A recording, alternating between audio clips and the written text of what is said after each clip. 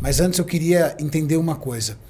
Bruno, como é que virou dentro da tua mente querer ser um delegado? Isso era coisa de criança ou foi uma coisa que veio da tua mente? Eu brinco isso porque o meu filho mais novo disse que ia ser delegado.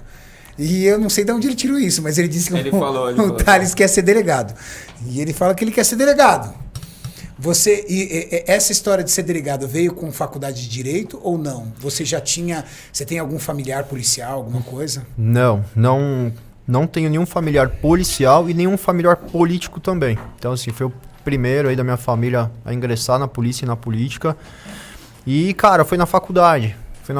Eu sempre gostei de polícia quando era pequeno. E tive um professor na faculdade que ele dava aquelas aulas bacanas, sabe? O curso de Direito, ele é bem pesado. Criminal? E exatamente. E o curso é bem pesado, bem difícil, assim.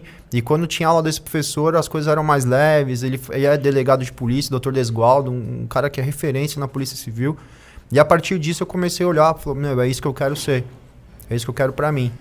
E aí terminei a faculdade, prestei um concurso em Brasília, para ser delegado no Distrito Federal. Fiquei por uma questão. E aí depois foquei aqui em São Paulo, deu certo, graças a Deus. E aí eu consegui ficar perto dos familiares, que é muito importante, né? E o que você estudou para conseguir passar no concurso? Você fez cursinho, tudo? O que você fez?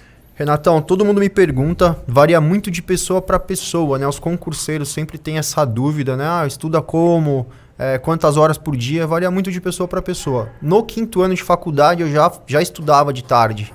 Então eu estudava de manhã na faculdade, ia pro cursinho de tarde, já estudava para concurso.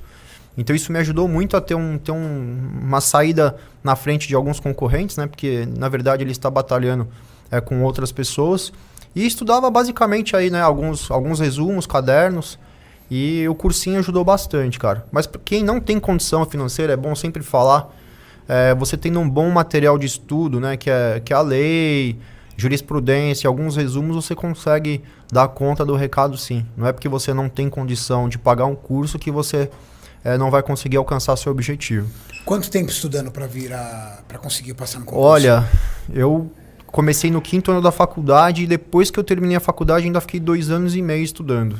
Não é uma coisa muito... Ou seja, não pode ter ansiedade, né? Não, você tem que... É maturidade, é a mesma coisa que o esporte, entendeu? Não adianta você querer pular algumas etapas e pular algumas barreiras. Não adianta você, no seu primeiro mês de estudo, achar que vai estudar 10 horas por dia, que não vai, você não vai conseguir. Então é maturação também de você conseguir sentar numa cadeira e ficar 8 horas por dia.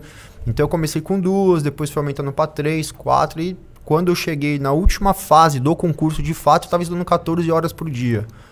Para não deixar a oportunidade passar, né? Eu falei, esse cavalo branco passou uma vez, não vou deixar ele passar sem montar nele. Então, 14 horas? 14 horas dia. Né? Tive um probleminha de visão nesse meio tempo aí, que deu uma dificultada. De tanto estudar? Não, na verdade não. A gente não consegue saber se é um problema genético ou um problema que eu adquiri durante, né, a minha adolescência, infância, enfim, que chama ceratocone, né? Eu já cheguei a mencionar isso e tive que fazer umas 5 cirurgias de vista.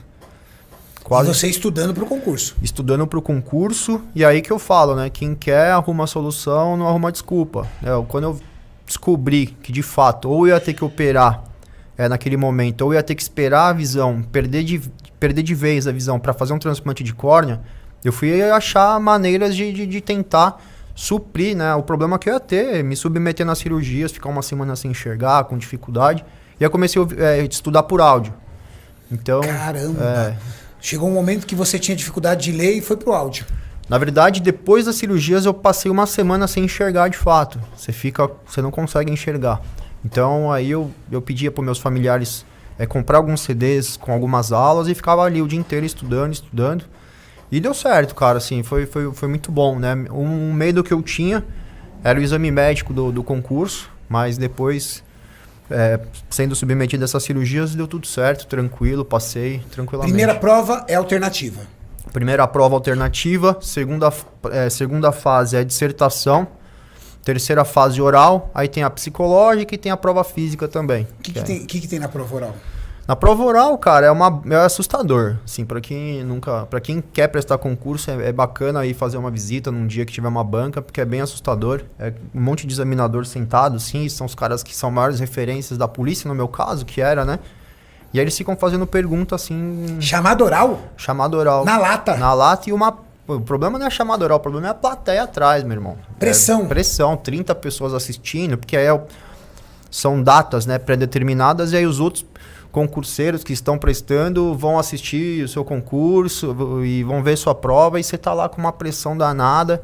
E ali, na verdade, para quem já chegou na fase oral, não é nem para medir conhecimento. É mais para ver como você se sai quando erra uma resposta. Então, são perguntas bem superficiais, não é coisa complexa, mas é só para ver como você... Avalia comportamento. Avalia postura, comportamento, se você errar, como você vai responder, se você ficar nervoso, se você é educado. Então, são vários fatores ali, né? Até a linguagem corporal.